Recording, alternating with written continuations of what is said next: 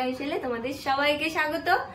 আজকে আমার রান্নাঘরে চলে এসেছি কিন্তু কলমি শাক, আর আজকে তোমাদের সাথে শেয়ার করে নেব কলমি শাকের একটা দুর্দান্ত ফাটাফাটি একটা রেসিপি। চলো দেখতে থাকো এই রেসিপিটা আমি কিভাবে বানাই। কলমি শাকের এই রেসিপিটা করার জন্য কড়াইতে আমি সরষের তেল নিয়েছি, আর সরষের তেলটা বেশ গরম হয়ে গেছে। এতে আমি দিয়ে দিচ্ছি ফোড়ন হিসেবে মেথি, আর দিয়ে দেব একটা শুকনো লঙ্কা, দিয়ে একটু হালকা মিষ্টি গন্ধ বেরোনো অবধি একটু নাড়াচাড়া করে নেব। দেখো এর থেকে একটা মিষ্টি গন্ধ বেরিয়ে গেছে। এবার আদা আর রসুন একসাথে আমি থেতো করে রেখেছিলাম, সেটা দিয়ে আমি খানিকক্ষণ একটু ভাজা ভাজা করে নেব।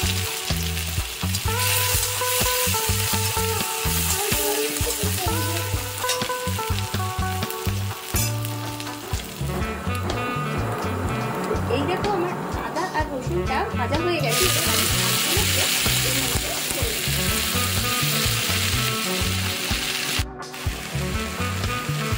সমস্ত কলমি শাকটাই আমি দিয়ে দিচ্ছি, দিয়ে ভালো করে ভেজে নেব।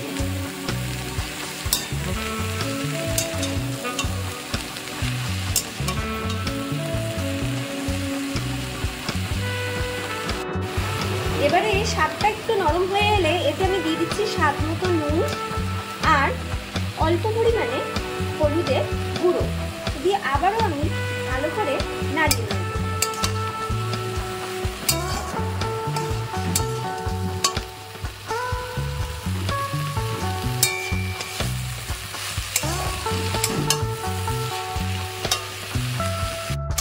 এবারে দেখো আমি খানিকক্ষণের জন্য শাকটাকে চাপা দিয়ে হতে দেব, যাতে শাকটা ভালোভাবে নরম হয়ে যায়।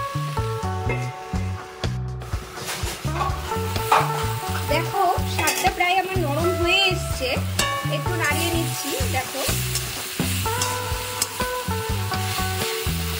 এই অংশতে আমি দিয়ে দিচ্ছি অল্প একটু মিষ্টি,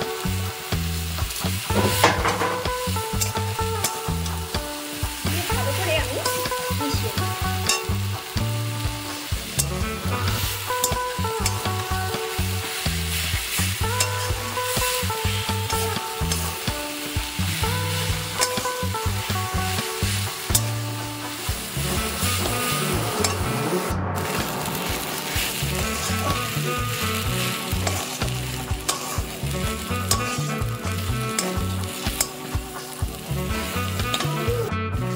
দেখো কলমি শাকটা আমার কিন্তু রেডি হয়ে গেছে। এবার আমি এটাকে সার্ভ করে নেব।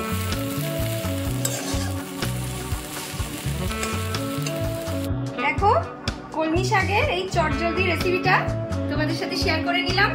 তো তোমরা কিরকম লাগলো অবশ্যই কমেন্টে জানাবে। এটা কিন্তু খুব তাড়াতাড়ি হয়ে যায়, আর এটা গরম ভাতের সাথে কিন্তু দারুণ লাগে খেতে। আর আমাকে লাইক করবে, শেয়ার করবে, যারা যারা সাবস্ক্রাইব করোনি তারা সাবস্ক্রাইব করে দিও। আজকের জন্য